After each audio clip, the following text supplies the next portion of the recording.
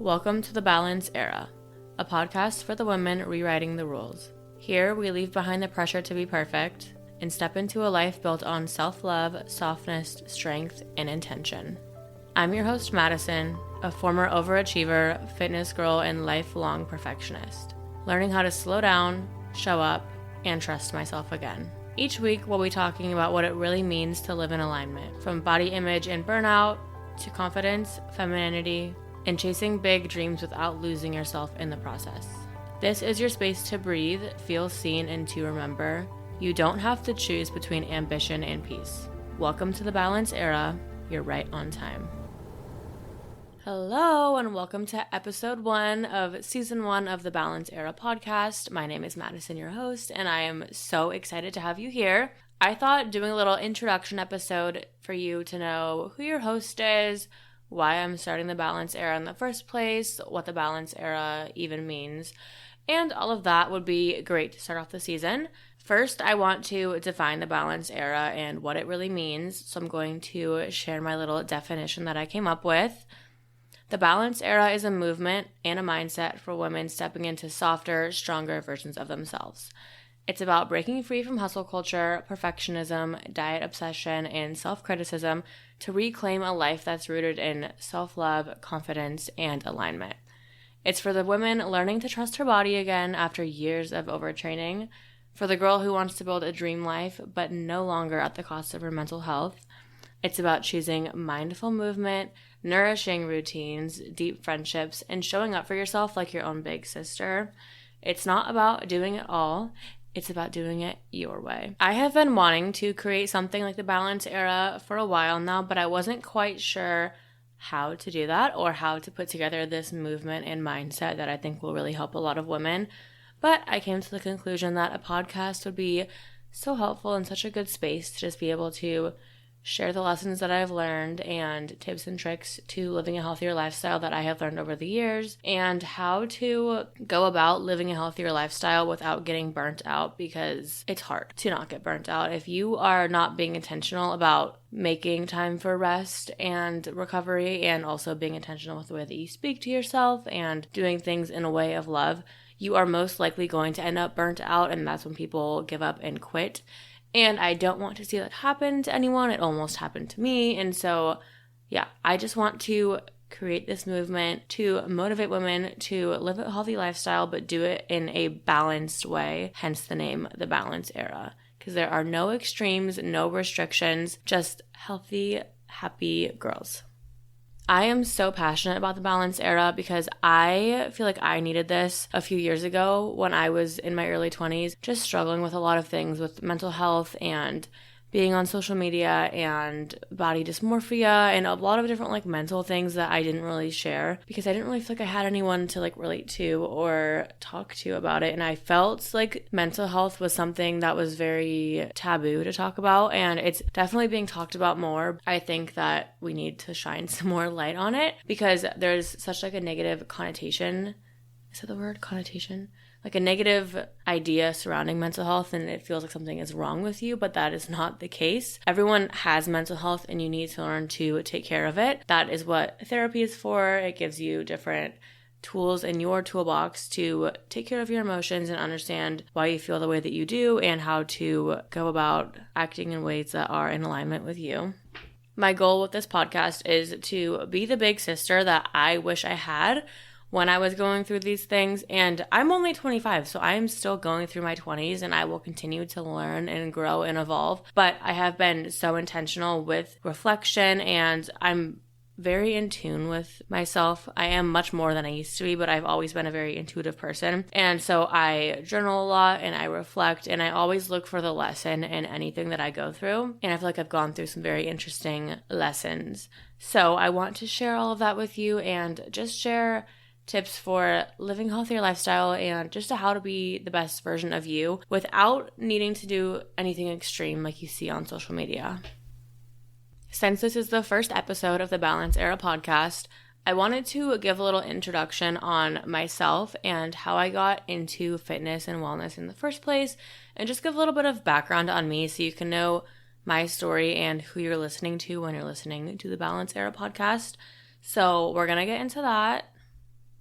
So I am 25 years old and I was born and raised in Washington State, and I love it here. It's amazing. Growing up, I was pretty active. I tried a bunch of different sports when I was younger, but nothing really stuck. I played soccer for like 2 years, and my team's name was the Unicorns, and we had pink jerseys, if that gives you any idea of how serious I was about soccer. But in middle school, I got into cheerleading, and so I cheered from 7th grade all the way through senior year of high school, and that is what kept me active. After I graduated high school, I went to college. I went to Washington State University, go Cougs. I was there in person for a year and a half, and then COVID hit, so I ended up finishing my degree online. During the first year and a half of being at Wazoo, it's definitely a party school, and so I was in my little party girl era. I was partaking in some college things that you do and just not living a healthy lifestyle. I loved Taco Bell and McDonald's for dinner. That was my favorite. And I wasn't really educated on nutrition or anything like that because I had never had to worry about my weight. I was always a relatively healthy body weight, and so I was never really concerned with the food that I was eating or what I looked like. But as I was moving less because I wasn't doing cheer anymore, so I wasn't really doing anything to stay active, and I was eating all of the junk food all the time and drinking and just not really taking care of myself, I inevitably got the freshman 15. It ended up being more like the freshman 20 for me. That was 2018, 2019. Let's bring it to 2020 because that's when my fitness journey really began. During the pandemic, as everyone did, I started following TikTok workouts that I saw because I saw this time as a chance to improve myself and to build healthier habits. But I still was not educated on weightlifting or proper nutrition. So I would just follow random workouts that I saw on TikTok, which was great because it was movement and it was getting me into the habit of working out. So I got really curious about that. I started doing that over the summer and it was fun. And then I ended up moving back to college for a month, but just some things didn't work out with my roommates and I decided to move home and just finish my degree online. And that's when everything really started. I was back at my dad's house. I was in my junior year of college and I just wanted to feel better about where I was and what I was doing. So I started back up with my workouts, but I started following a Tammy Hembrow booty program that I had purchased when I was in high school. Tammy Hembrow has always been so inspiring to me and I always wanted to look like her, like just her body was phenomenal. And so I had purchased her glute program when I was a sophomore or junior in high school and I had never really used it. So I took this time to start using it and it was great. It was a 3-day at-home based workout routine and it really got me into the structure of lifting 3 to 4 times a week because I was starting to do some upper body workouts as well. But it got me into that routine of being someone that works out and that takes care of themselves. That time period was also very transformative for me because I started journaling and learning about mindset and how important the thoughts that we speak to ourselves are. So that's when my journaling era began too, which we will talk more about in this podcast. Moving forward to 2021, I was feeling like a gym girl. I had my routine down. I would wake up, I would do my classes because I was doing all of my classes online. So I had planned my schedule out for that semester to be 2 early morning classes and then I had a break from 10 to 12. So that's when I would do my workout. So I was working out 5 days a week now just in my garage at my dad's house because he had a few sets of dumbbells, he had a bench, he had a barbell and some plates. So I really just started learning and expanding from what I had learned from the Tammy Hembrow program while also doing research online and also looking at TikToks and finding different workouts to do for what my goals were because I really wanted to lose the body fat but also build my glutes up. I worked out in my dad's garage all the way until June of 2021 and that's when I finally decided to join a gym. I was too nervous to go to a gym even though I was so confident in the workouts that I was doing at home. I just felt so proud of myself for being someone that was healthy, but I was very intimidated by going to the gym. Like I hadn't done it and so I was nervous, but I ended up joining an Anytime Fitness gym and I loved it. So I got very confident with that. Worked out there for a while actually. I worked out there until 2022, but In the fall of 2021 is when I made my fitness Instagram, Fit with MJ, because I knew that I wanted to share with others how to live a healthier lifestyle and start working out, but I was still too scared to post about it. So I just wanted to coin the name and take that username before anyone else did. So I made that username in November of 2021, but I didn't start officially posting until February of 2022. When I did start posting in February of 2022, I was so excited because I felt very confident in what I was doing. I was continuing to do strength training 5 days a week. I was doing 3 lower body days, 2 upper body days. I had gotten into a little bit of macro tracking, but I quickly realized that I did not like it because I am such a numbers person and I was very obsessed with it. And so I started out knowing that it wasn't really for me, but my boyfriend at the time really wanted to do a cut, and so I decided to do it with him. So we were counting macros, pretty strict, and that's the same time that I started posting on my Instagram. So I would share fun meals that I was eating that were like macro friendly, and I did my cut and I got pretty small, very small, and I just realized that I was just so obsessed with the calories, and so I really didn't want to be tracking too much anymore because it was taking away from how I felt about myself, because I was so concerned about how I looked and how much I weighed and how much my food weighed, like if I was eating too much, because I felt like I could not just trust my body. And so I was already starting to kind of lose my hunger cues in that sense, but this was just the starting point. Fast forward to late 2023, it was like September-ish, I had broken up with that boyfriend, and so I was just in my little single girl era, and I was loving having my routine and getting back into the things that made me feel good. I was just lifting, I switched gyms, and was just loving it. My Instagram started popping off at that time. I think I hit 10,000 followers in November of 2022, and then I hit 20,000 on New Year's Eve 2022. So going into 2023, I had 20,000 followers on Instagram, and I just loved what I was doing. But with gaining that many followers in such a short period of time, I still was not sure who I was and what my purpose was with being on social media, and so I got very lost.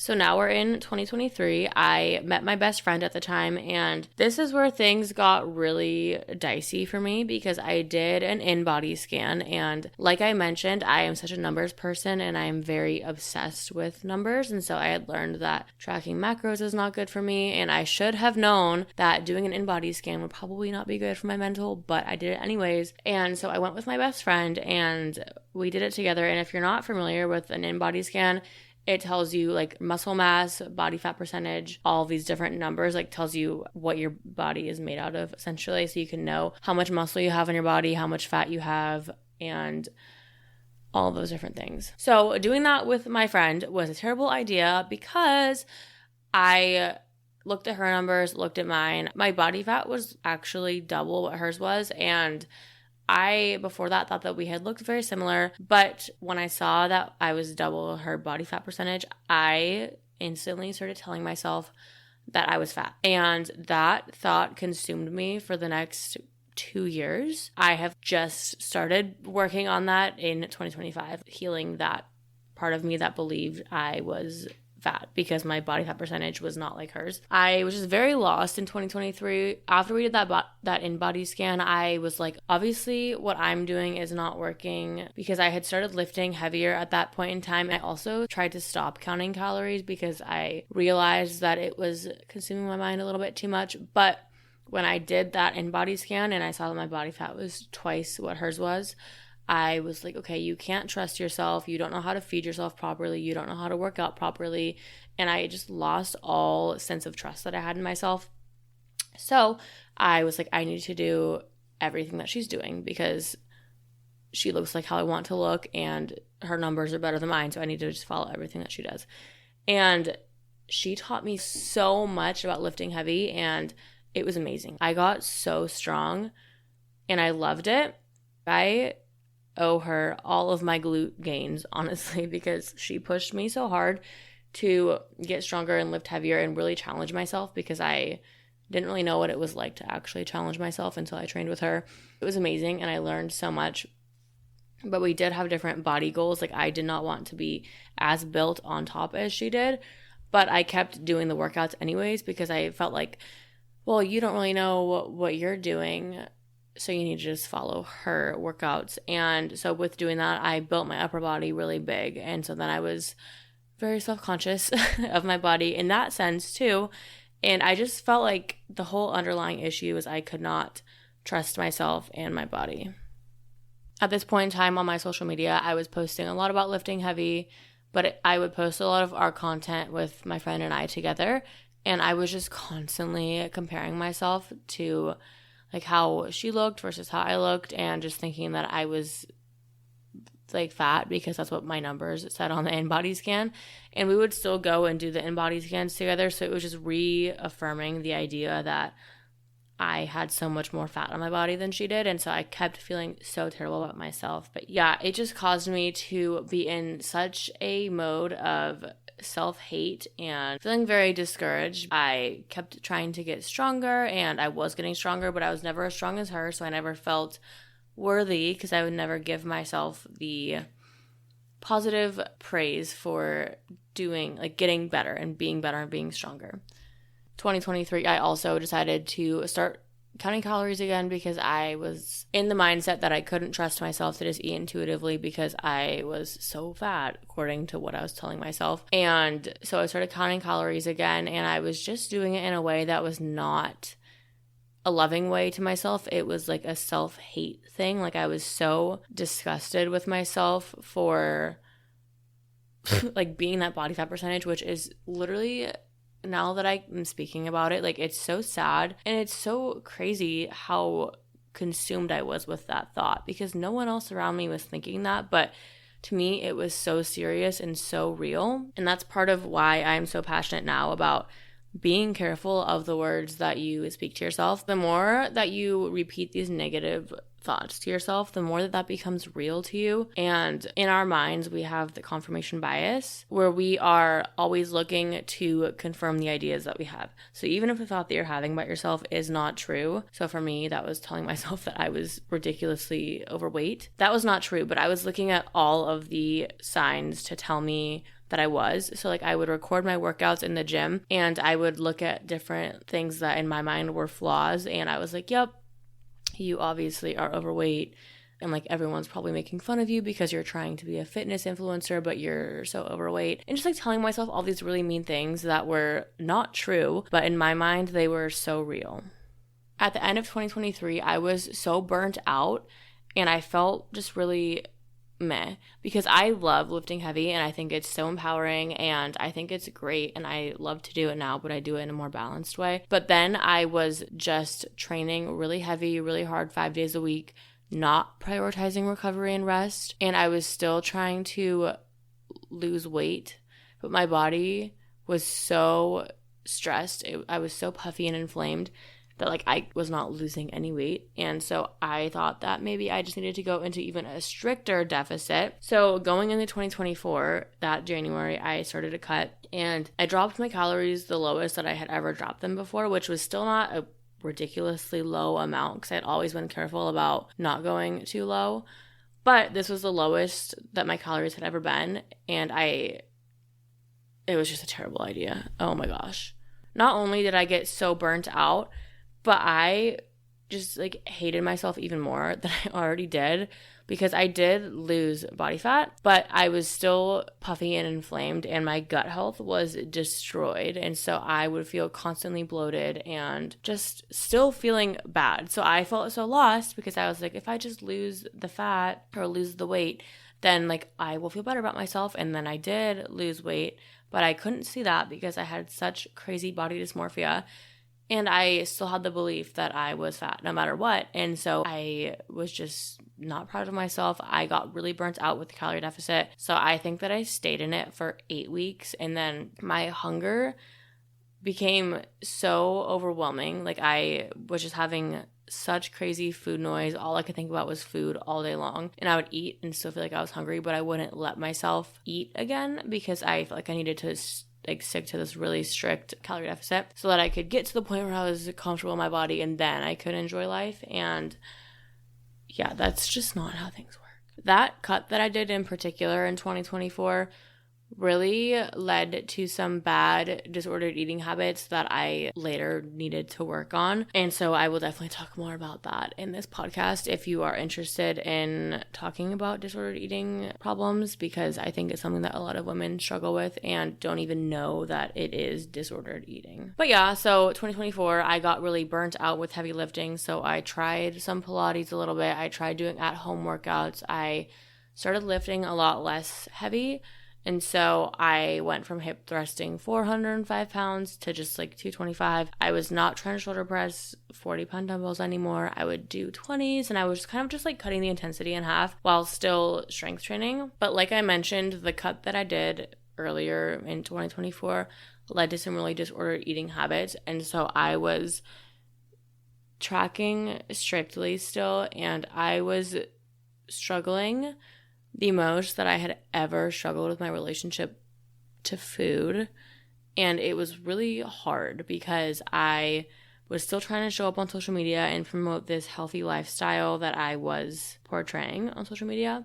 But I felt like such a fraud because I knew that I was struggling so bad. In June of 2024, like June, July-ish, I got really small again because of my strict eating habits that I was partaking in. And I literally was a shell of myself. Like my personality was gone. I was so disappointed with myself and where I was in my life. And I was just very hard on myself and felt very lost because I just felt like no one could really help me, because I also wouldn't talk about what I was struggling with. But I ended up getting some courage to share some of what I was dealing with. And so I made a YouTube video last summer. I can't remember the title exactly, but it was something about being a fitness influencer like ruined my mental health. And I talked about orthorexia, which is like the disordered eating habits that I had developed, and just the pressure of being on social media and following the trends and kind of being stuck in consuming so much of the outside world that you're not in tune with yourself. So I made a YouTube video about that, and I felt great sharing it because it kind of took a weight off of myself, because I realized I didn't have to struggle in silence, and being able to speak out about it didn't make it better, obviously, but it made me feel less alone, which is what I needed in that moment, because I felt so crazy and so isolated, and like no one would understand what I was struggling with or the thoughts that I was having about myself. Moving forward to 2025, I made a promise to myself this year that I was not going to let my disordered eating habits and food noise control my life like it had been over the past few years. So that was my goal for this year. So I did start going to therapy, and that helped so much just to reframe my mindset and to let go of some of these beliefs, including that I was fat. And being able to just talk to someone about it that has tools to help you navigate your mind, because our minds are so complex and we are not really taught in school about how to take care of your mental health and how to regulate your emotions or validate your emotions, or also talking about like nervous system regulation and just all of these tools that like we are not given. That's what therapy gives you. And so just being able to talk to someone about all the thoughts that I had about myself and the things that I was doing to punish myself. So all that being said, therapy has been very helpful, but I also stopped weight training again like I was, because I was at a point where I just hated my upper body because I felt like it was overdeveloped, which looking back, it really wasn't. But I had been training so heavy and so hard with my best friend at the time. And so I did build a lot of muscle, which is literally what I was asking my body to do. And so I was kind of in this weird spot of like hating how I looked, but I worked really hard to get there. So I felt very conflicted. But I realized that I wanted to not be as big in my upper body. So I took this time to explore different workouts. I did hot yoga, I did Pilates, I even trained to be a Pilates instructor, but I've come back to lifting because I love lifting and I love a structured routine, but doing it with prioritized recovery in between. And that means like taking rest weeks, like deload weeks, and also not going to the gym every single day out of the week and pushing crazy. But you can have some weeks where you push heavy, some weeks where you go lighter, like just like maintenance mode, and just doing it in a way that's nicer to your body. So with doing all of that, exploring other workout styles, I was only lifting twice a week and I was just doing glutes because that was the only thing that I wanted to still work on was my glutes. I wanted everything else to like tone down a little bit, which this is not me giving fitness advice because I would not recommend just not lifting upper body for a few months, but that's what I did. But now I'm back to lifting upper body. I'm just not lifting as heavy because I was lifting extremely heavy. When I tell you, first of all, I switched from doing 2 upper body days and 3 lower body days a week to 3 upper body and 2 lower. I don't know why I did that, but my friend was doing it, and so I did it too. But that was not my goal, but that's how I was training, and we would go crazy on shoulders and back. My traps are very overactive, and so I got really big traps, and I was just very self-conscious about that. So with me switching from like heavy lifting to yoga and Pilates and everything this year, it helped me to like come back to myself and my body, if that makes sense, because it's easy to get out of your body when you're lifting because you're just trying to like push through your set, as opposed to yoga and Pilates, you have to be more in your body.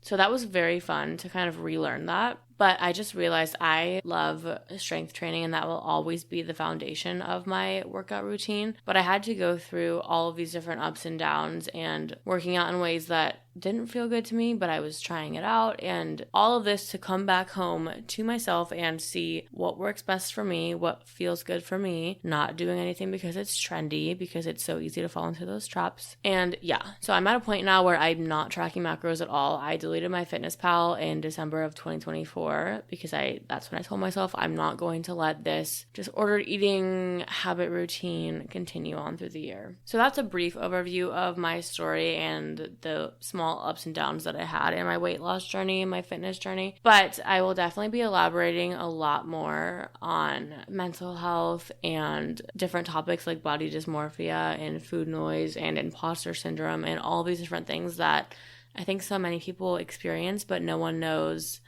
how to talk about it, how to work through it, or even what it is that they're feeling. And my hope with sharing my journey and my experiences and what I've learned is to help you see that you're not alone in your struggles, because I know for me, when I was struggling the most, I felt so isolated and so lost, and I felt crazy and dumb for feeling the way that I did because I thought that I was the only person feeling like that, but I was not.